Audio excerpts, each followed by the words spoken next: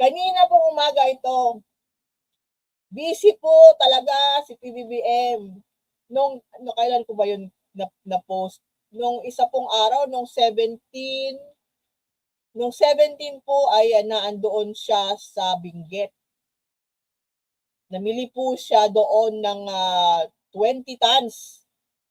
20 tons po ng vegetables and crops at dinala para dalhin po sa Kalakhang, Maynila. At noong 17 din po, Friday, ay wedding anniversary po nila PBBM at First Lady Lisa. 33rd wedding anniversary nila. At alam po natin doon po sa mga sumusubaybay sa politika ay hindi po bouquet of roses ang binigay ni PBBM sa kanyang may bahay. Ang binigay po ni PBBM ay bouquet ng mga vegetables. Yun po, yun yung purpose niya pumunta doon sa Benguet para mag-uwi sa kanyang may bahay ng bouquet na puro vegetables. So yun. At makikita po ninyo yun, gagawan po nila ninyo ng content. Medyo nung 17 po kasi, Friday, papauwi na po ako dito sa Leyte. Nagta-travel po ako, hindi po ako nagdadala ng laptop kasi pag ako po ay nagta-travel. At mahirap naman po magsulat at maggawa ng content habang nagta-travel kasi isa, wala internet. Mahirapan po ng signal ang internet pag sa biyahe. Kahit naka-data lang, di ba? So anyway, kanina pong umaga pumunta na naman po si PBBM sa yun nga sa Araneta Center Terminal sa Cubao, Quezon City kanina. At para ipatupad yung sinasabing service contracting program ng pamahalaan. Nag-start po kanina servicing contract po program. Ito po yung mga chopper, mga driver na binibigyan ng kasama po ang LTFRB na ng hanggang 30 pesos hanggang 100 pesos na dagdag sa kita bawat kilometro na biyahe ng mga drivers at operators na kasali sa programa na ito. Subsidy po ito ng gobyerno doon sa mga kasali na nakalista ng mga driver at chopper dito sa service contracting program. Subsidy na po itong 30 to 100 pesos. Galing po to sa gobyerno. Dagdag pasahe. Dagdag kita ng ating mga chopper. Tulong po ito. Wag po sana tayong maging ingrato. Gumagawa na po ng paraan ng gobyerno para hindi lang natin maramdaman yung hirap, yung crisis ng sa oil crisis. Gumagawa po ng paraan ng gobyerno. Kasi nga po ang makaka-feel lang talaga po ng crisis ay ito kagaya ng namamasahe. Yung nakadikit ang kanilang hanap buhay sa gasolina. Kasi hindi nga aandar yung mga sasakyan nila kung walang gasolina. So ito pong programa nito ni PBBM na SCP na Service Contracting Program, tulong po ito. Wag po kayo sanang wag po sana kayo magagalit. Kasi meron tayong mga kababayan na tinutulungan hangga't lahat, nakukuha pang magreklamo. Di ba? Wag po ganun. Masama yun. Tulungan, magpasalamat. Hangga't may buhay, may pag-asa. Lahat po tayo may abilidad na magbanat ng buto. Diba? Pero kung tamad ka, malaking problema mo kung tamad ka. Ang Pilipino po madiskarte.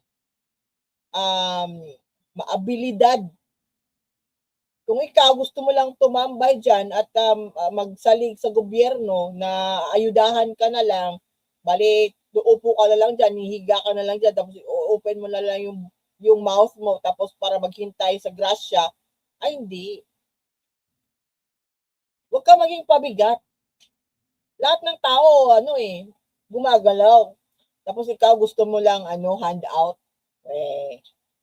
Huwag maging tamad, huwag maging balahura, ayusin ang buhay. Kasi po yung pagiging mahirap ay nasa mindset lang talaga po 'yan. Mahirap ka kung isipin mo na mahirap ka, na wala ka ng pag-asa. Ibahin po ninyo. Meron pong mga mahihirap na gumawa ng paraan para maihaon ang kanilang mga sarili at kanilang mga pamilya.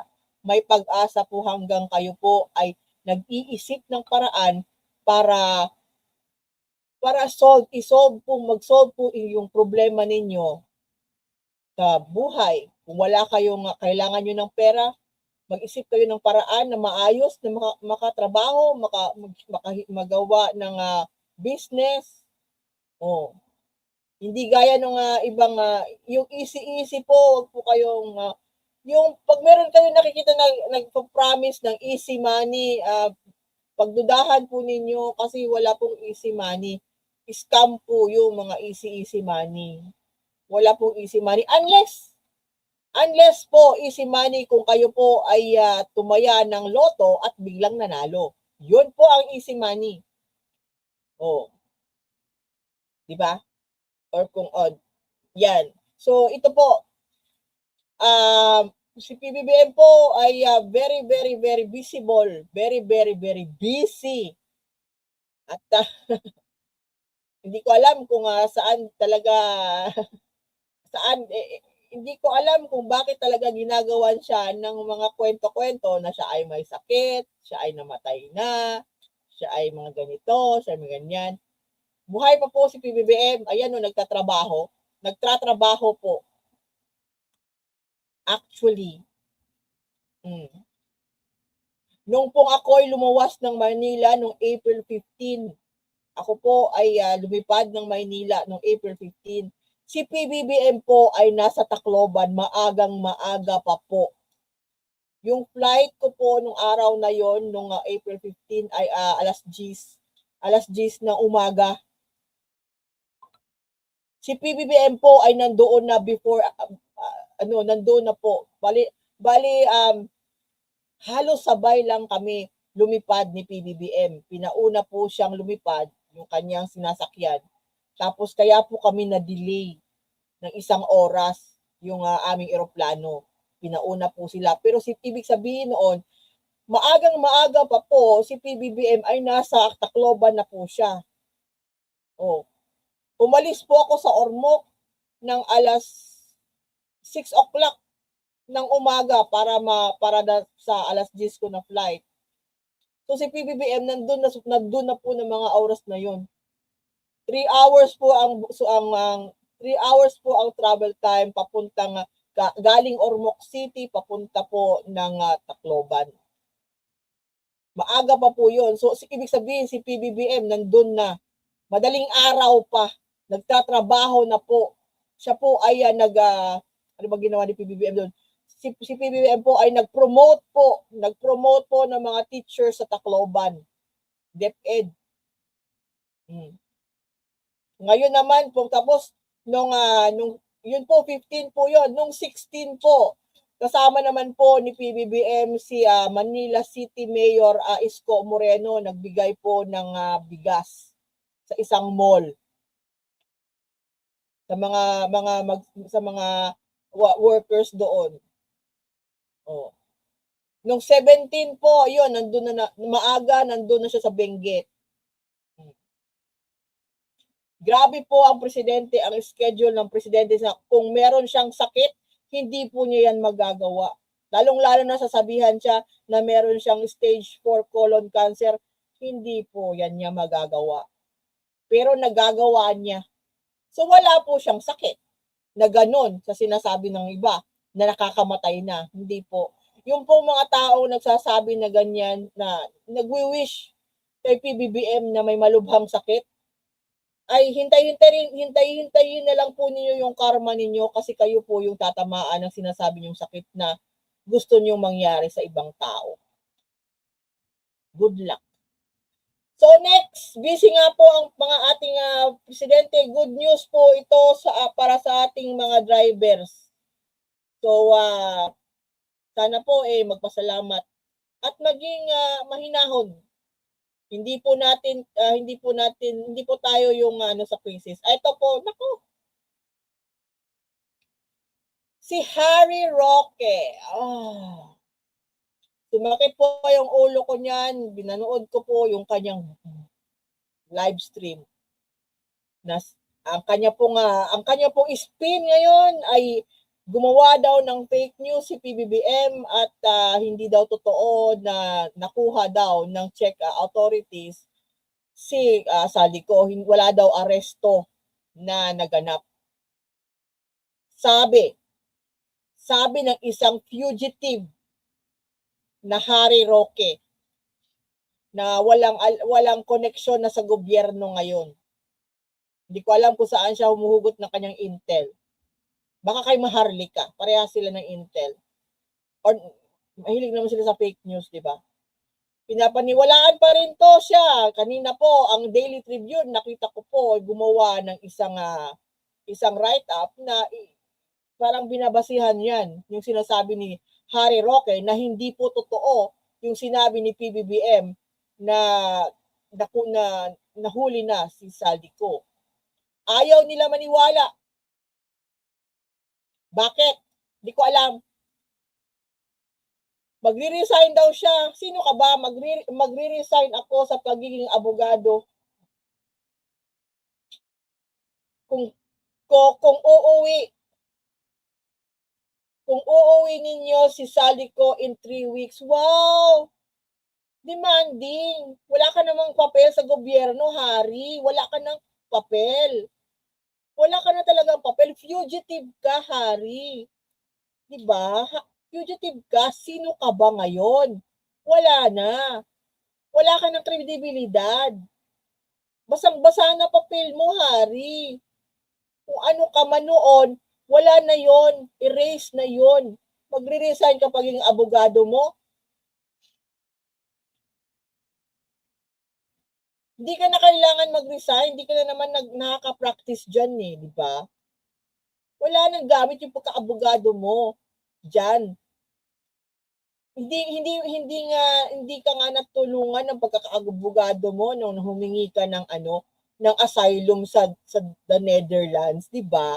Kaya ngayon sa pumunta ka ng Austria or kung saan pa dyan sa Europa o sa Germany o Austria kasi denied po ang request ni Harry Roque ng asylum sa the Netherlands. Denied siya. So kailangan po siya, inutusan po siya ng gobyerno ng the Netherlands na bumalik doon sa pinasukan niya na country.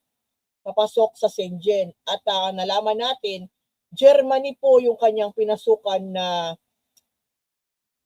doon siya ng point of entry sa Germany. I think Munich. So doon siya dapat ngayon mag-request ng asylum. Pero malabo pa rin po. So ngayon, sabi-sabi niya sa kanyang mga vlog, kasi nakikita po natin sometimes yung kanyang nakakainis na mga live stream, nasa Austria at nagyayabang. Hintayin mo na lang daw, Harry Roque, may mensahe sa'yo si DILG Secretary John Vic Remulla. Kung hindi mo pa naririnig. Maghintay-hintay ka lang daw kasi kung nasaan ka man daw niya madadatnan, ay dadalhan ka daw niya ng humba. Don't worry, dadalhan ka daw niya ng humba.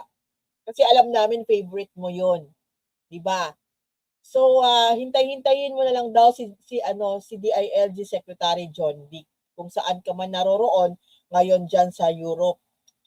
At sana hindi ka nang hihingi ng hindi ka nanghihingi ng tulong sa ating embahada dyan sa Vienna.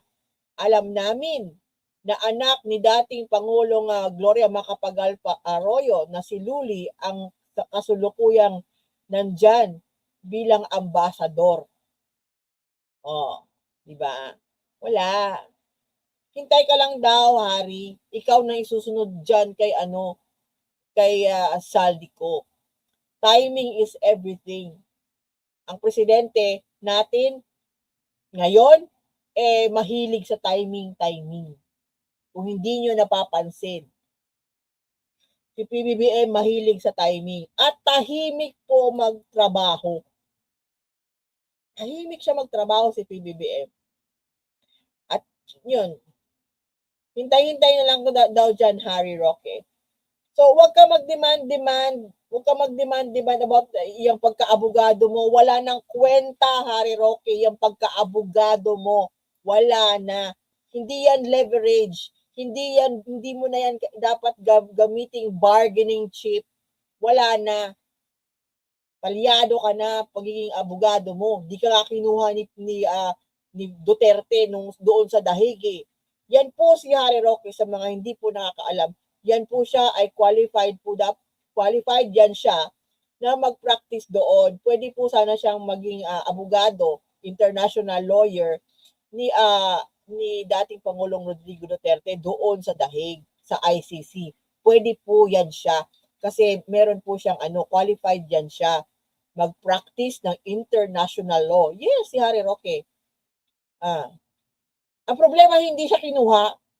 Hindi po siya kinuha. Kahit nandun na siya, nagpipresenta siya kanyang self doon. Hindi siya kinuha. Bakit? Hindi natin alam. Hindi siya kinuha ni Sarah. So, yan. And next, meron ba tayong nakalimutan dito? Meron isa. Last na to. Ito. Nintindi ko to kanina. Sabi dito, yung inaanak, yung goddaughter nitong si Bryce Hernandez, inaanak niya ay sinabi nung inaanak niya na si Bryce ay nakatanggap po ng 299 million in cash nakapasok in case in grocery boxes of items like toyo, soy sauce, and Piatos potato chips.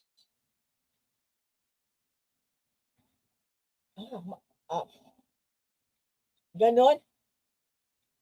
Imagine nyo, ini-imagine ko po, grocery. Di ba kung pag medyo marami tayong nabibili sa grocery, tatanungin po tayo ng ng ating nung cashier at nung bagger kung ano ba ang ating gustong paglagyan ng ating grocery. Ako usually po box po, maliit na box. So kung 299 million pesos sa isang box na pang grocery, mga ganyan siguro depende kung yung grocery po kung puro po toyo at saka Piatos, hindi yun aabot ng hindi po aabot yung grocery ng let's say mga 5,000. 5,000 worth of grocery, kung yung binibili po niya hindi lang yung basic lang, malaki po yun na box.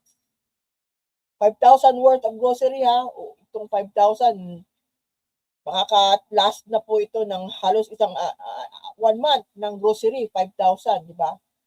At mga basic na yon, di ba? Mga basic na toiletries, food items, gatas, kape, asukal, bigas, So, malaki yung box. Pero kung mga potato chips tsaka mga toyo, condiments lang yung kanyang binibili. Tapos 299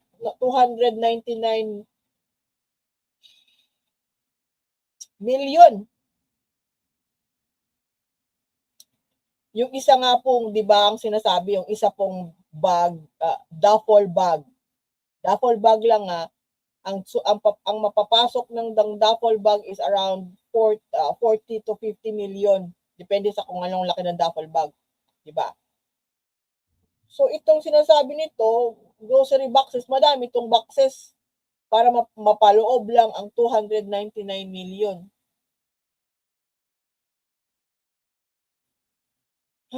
Galing naman ito. Hindi natin alam kung ito pong si Bryce Hernandez nasa kustodiya na nga po ng mga otoridad. At hindi ko na po maalam na kung ano na estado niya. Kung siya po ay naging nakonsidera ng DOJ na masailalim po ng WPP or Witness Protection Program. Ang alam ko na sumailalim at pumasa sa WPP ay si Bernardo at saka si yung isa yung mataba, si Henry Alcantara. Yun lang po yung nare-remember ko na na-consider na WPP. Hindi ako sure ito. So kung ito po ay hindi ko po alam bakit nilaglag siya ng kanyang inaanak, si Bryce Hernandez. Bakit ka nilaglag? Hindi ka siguro siguro tuwing may birthday at saka Pasko, hindi mo binibigyan ito ng regalo. Yung iyong inaanak. Goddaughter po ito, goddaughter, inaanak. Inaanak sa binyag, posible, or inaanak sa kumpil. Goddaughter, inaanak. So, bakit ka nilaglag, Bryce? Hindi mo ba binigyan to? Ilang Pasko na ba ang hindi mo nabigyan ito?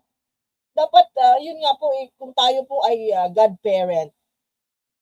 Sa mga godparent po dyan, kung tayo po ay godparent, kung meron po tayong inaanak, bigyan po natin ng yung konting pag-birthday, regalo. Huwag po tayo makakalimot, regalo sa Christmas, kasi yan, inaanak po natin di ba? Parang tayo po itatayo na bilang magulang din nila. Kasi nga, godparent.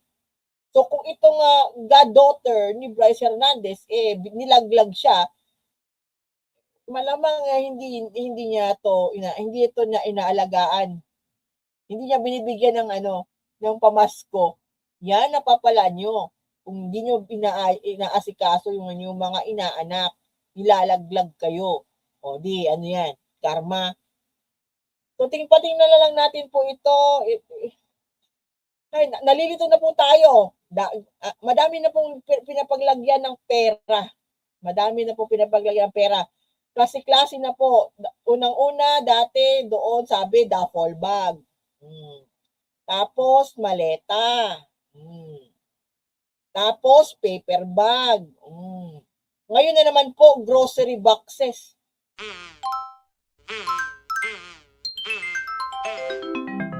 Kakulango.